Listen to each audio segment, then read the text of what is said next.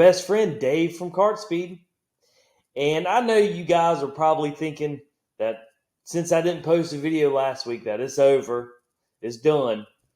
But oh no, we just getting started.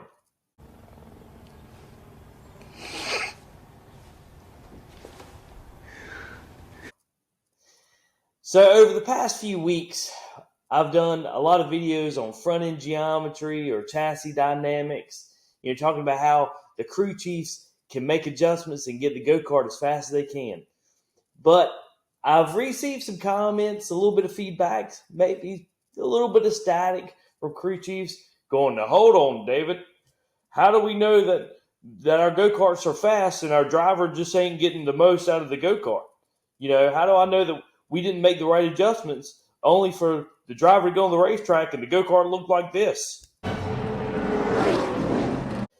So that's a good point.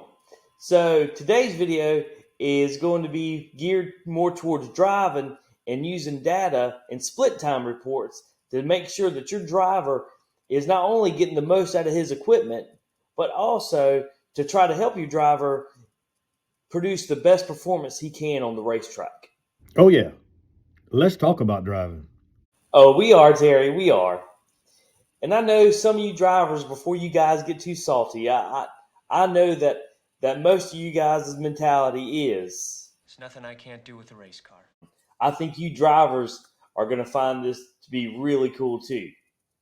So I've seen a lot of comments on our YouTube channel and on social media, where people comment that, hey, Dave, every time we see you post up a video about data, it's always in Race Studios 2 analysis. Do you ever do anything in Race Studios 3? Well, and I do. So I actually use both, depending on what I'm trying to look at. There's some features in Race Studios 2 analysis that I really enjoy. And there's also some bells and whistles and some features in Race Studios 3 that I enjoy. And the split time report is one of them. You get a lot of great information that not only will be able to tell you is your driver getting the most out of his equipment, but also will help his performance on the racetrack, right? So what is a split time report?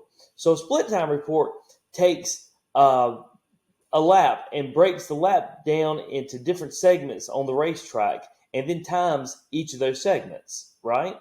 So for this one, we have it broke down to, turns or the front straightaway here, turns 1 and 2, the back straightaway, turns 3 and 4, and then the front straightaway. And each one of these columns will judge how fast it took him to get, down the front, the first half of the front straightaway, and how fast it took the driver to get around turn 3 and 4, and so on and so on. Okay? And a couple things real quick that I look at that I think are really important that helps kind of get an idea, was the driver getting the most out of the go-kart is, the driver's best lap from the start and finish line to the start and finish line was 14.186. Okay. Well, a theoretical best lap means that the computer takes the best segment from the entire run and puts together one lap. So out of the 15 laps the driver ran, it took the best time that he could get down the front straightaway and the best time around 1 and 2, best time around 3 and 4, etc. And it puts together in one lap. So the theoretical best time for this situation was a 14.101. So that means that as physically fast as the go-kart could go was a 14.101. So the driver was pretty close, in maxing out the speed potential in the go-kart. And the times where it gets more than a tenth or a tenth and a half off or 2/10, that's when you got to have one of those come to Jesus kind of conversations with the driver. But let's talk about how, the split time report can really help the driver. So up in the upper right-hand corner here, I have a speed trace, which shows how much speed he gained or lost in a turn. And then underneath it with the Google Earth picture, it actually shows the driver's line around turns 1 and 2. And you can see here, like this is his fastest line. And the next lap, he was a little bit slower. And you can see he went a little bit wider on entry and a little bit wider on exit. And you can look at a couple different things on here. Like we can put up here, we could show the lap and the distance it took the driver to get around the racetrack to kind of look at the driver's consistencies.